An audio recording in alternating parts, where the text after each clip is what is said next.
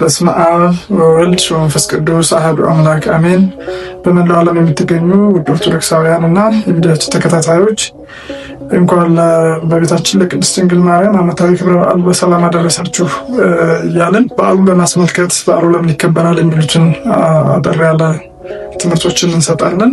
እስከ መጨረሻ ድረስ የምትከታተሉን በአክብሮት እንጠይቃለን። በቤተክርስቲያናችን ከሚከበሩ በዓላት መካከል አንደኛው የእመቤታችን በዓል ነውና ከእመቤታችን በዓላት ደግሞ የመስከረም 21 በዓል ነው ማለት ነውና ይህ በዓል በሁለት አበይት ምክንያቶች ይከበራል። እንደ ቤተክርስቲያናችን አስተምሮ እነዚህ ሁለት አበይት ምክንያቶች የመጀመሪያውን ስንመለከት በንጉሥ ቆስጠንጢኖስ ዘመን በ325 ዓመተ ምህረት በኒቅያ የተደረገው የጉባኤን አስመልክቶ ነው። ይኸውም እንዴት ነው ቢሉ አርዮስ የተባለ መናፍቅ ወልድ ፍጡር በመለኮቱ ብሎ ክህደቱን በማጽናቱ ሌሎችን ምዕመናን እያስካደ ስለሆነ በቅርብ ባሉ ጉባኤያት እንዲወገዝ እንዲመከር ቢደረግ አልሰማም በማለቱ በወቅቱ የነበረው ሊቀ ጳጳስ ለእስክንድሮስ የተባለ የእስክንድርያ ሊቀ ጳጳስ ንጉሱ አመልክቶ ጠቅላላ ጉባኤ እንዲደረግ አዋጅ አስነገረ ማለት ነው። ስለዚህ ከሚያዝያ 21 ጀምሮ እስከ መስከረም 21 ድረስ ከየአህጉረ ስብከታቸው ወደ ኒቅያ እንዲሰበሰቡ ጥሪ በተላለፈው መሰረት የቤተክርስቲያን አባቶች ሊቃነ ጳጳሳት ማለት ነው ዛሬ ሁሉም ተሰባስበው ኒቅያ የከተሙበት ዕለት ነው ማለት ነው፣ መስከረም 21። በዚህም ከዚህም የተነሳ ብዙ ሊቃውንት የተሰበሰቡበት በዓል ስለሆነ ያን የሚዘከርበት ስለሆነ ብዙኃን ማርያም ይባላል ይሄ መስከረም 21 ማለት ነው። በዚህ ኒቅያ ተሰበሰቡ። ከተሰበሰቡ በኋላ ሃይማኖትን ለማጽናት አርዮስን ትምህርቱን ጠይቀው ቢመለስ አስተምረው ለመመለስ ባይመለስ ደግሞ እሱንና መሰሎቹን አውግዘው ለመለየት ያመቻቸው ዘንድ በኒቅያ ተሰብስበዋል ማለት ነው።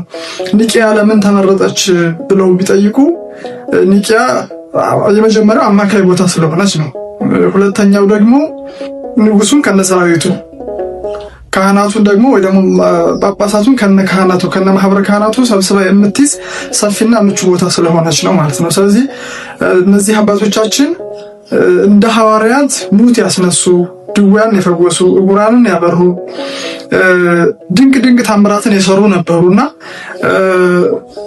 በዘመነ ሰማዕታትም ንጉሥ ቆስጠንጢኖስ ሳይነሳ የነበሩ ብዙ ቤተክርስቲያን ያለፈችባቸው ዘመነ ሰማዕታት በሚባለው የነበሩ አባቶች ስለነበሩ ብዙ መንፈሳዊ ተጋድሎችን የተጋደሉ ነበሩና ከነዚህ መካከል እንደው ሰውነቱ እግሩ፣ ጆሮ፣ አፍንጫው ሁሉም ተቆርጦ በቅርጫት የመጣ አንድ አባት አለና ከነዚህ ውስጥ መካከል እሱ ቶማስ ዘመራስ ይባላል።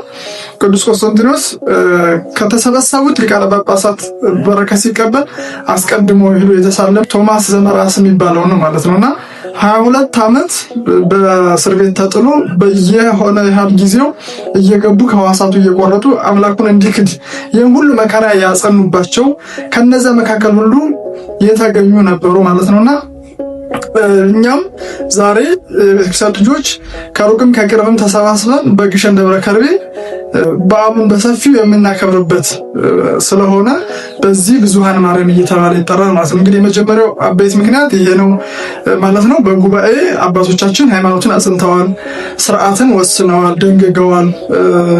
ናምን በመንፈስ ቅዱስ እስከሚለው ድረስ ወስነው በዛ ሰዓት ያሉት ሊቃነ ጳጳሳት አባቶች 318ቱ ሊቃውንት ናቸው ያንን የወሰኑት ማለት ነው። በዚህ ምክንያት በዓሉ ይከበራል። ሌላኛው ነገረ መስቀሉን የሚያነሳ ምክንያት ነው። ሁለተኛ ምክንያት ላይ የምናነሳው ነገሩ መስቀሉን የሚያነሳ ነው። ይኸውም እንዴት ነው ቢሉ ጌታችን መድኃኒታችን ኢየሱስ ክርስቶስ የተሰቀለበት መስቀል በንግሥት እሌኒ ከወጣ በኋላ 4 ሀገራት ተከፋፍለውት ነበረ። አርሜኒያ፣ አንጾኪያ፣ እስክንድሪያ እና ግሪክ። እነዚህ ተከፋፍለውት ለአፍሪካ የደረሳት በእስክንድርያ አማካኝነት የቀኝ እጁ ያረፈበት ግማደ መስቀል ስለነበረ በግብጽ ይኖር ነበረ። ያ ግማደ መስቀል በዚህ አጼ ዳዊት በሚባለው በኢትዮጵያዊ ንጉስ ዳግማዊ ዳዊት በሚባለው በሱ ዘመን ረሃብ፣ ቸነፈር በህዝቡ ላይ የተነሳ ያስቸግረው ነበርና ምን ማድረግ ይሻለኛል እያለ ያስብ ነበረ።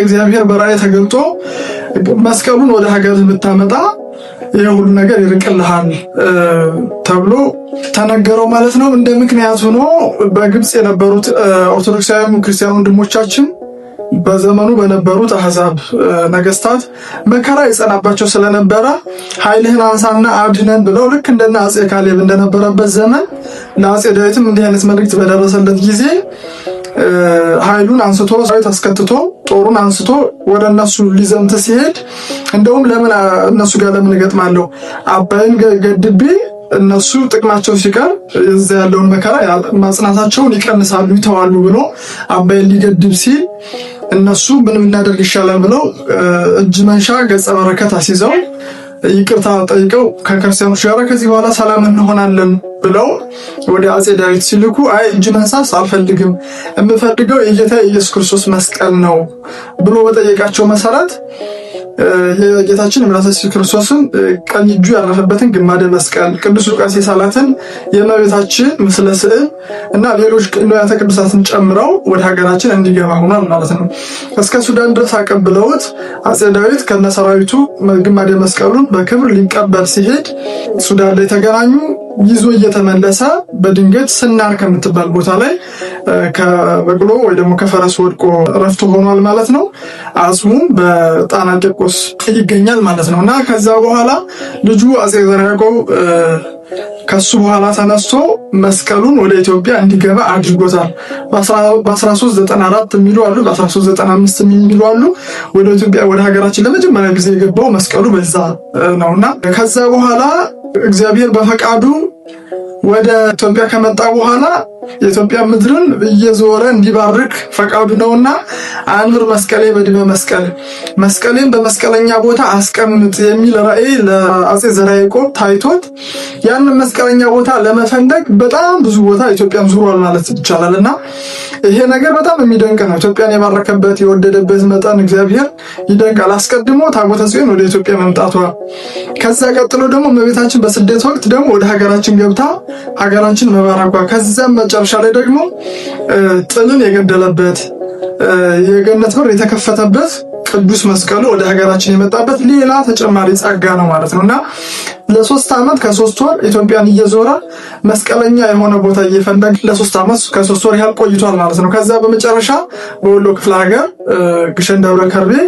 በዛሬው ዕለት ማለትም በመስከረም 21 ቀን ቅዳሴ ቤቱን ሰርቶ በዛ እንዲያርፍ እግዚአብሔር በሚባል ቤተክርስቲያን ውስጥ መስቀሉ እንዲያርፍ ሆኗል ማለት ነው። በዚህ የተነሳ የእመቤታችን በዓል ከዛው ጋር ተያይዞ የሷም ቤተክርስቲያን ተሰርቶ ቅዳሴ ቤቱ የተከበረበት ስለሆነ በዓሉ በእነዚህ ሁለት አበይት ምክንያት ይከበራል ማለት ነውና የእመቤታችንና የመስቀሉን ነገር ሁለቱንም ተመሳሳይ ነገር ናቸው ማለት ነው። ሁለቱም ዙፋን እግዚአብሔር ናቸው። እመቤታችን አስቀድሞ በማህፀን ሰማይን ከነልብሱ ምድርን ከነግሱ የማይችለው አምላክ በ5 ቀን በማህፀኗ ተሸክመዋለችና በኋላም ደግሞ ነበልባላዊ ሱራፌል እንደ ሱራፌል በመስቀል ላይ ለድህነተ ዓለም የተሸከመው ቢጸ ሱራፌል ተብሎ የሚነገርለት ቅዱስ ዕፀ መስቀሉ ኪሩቤል ባለንጀራ ተብሎ ይጠራል ማለት ነውና እነዚህ ሁለቱ የክርስቶስ መንበሮች በእነዚህ ዕለታት በኩል መጠን አብረው ይመሰገናሉ፣ ይከበራሉ ማለት ነውና ይህንን በዓል በዚህ አበይት ምክንያት ይከበራል። እንዲሁም ደግሞ የእመቤታችን የቅድስት ድንግል ማርያም ጽላት ባለበት አብያተ ክርስቲያናት ሁሉ ይሄ በዓል ይከበራል። በእኛም ደብር የእመቤታችን ጽላት ስላለ በዚሁ ይከበራል። በዓሉን መጥታችሁ መሳተፍ ማክበር ትችላላችሁ ማለት ነው። አጠቃላይ በዓሉ ይሄን ይመስላል። የእመቤታችን በዓል የቅዱስ መስቀሉን በዓል አክብረን በረከት እንድንቀበል አምላካችን በቸርነቱ ይርዳ። ወስብሐት ለእግዚአብሔር ወለወላዲቱ ድንግል ወለመስቀሉ ክቡር። ይቆያል።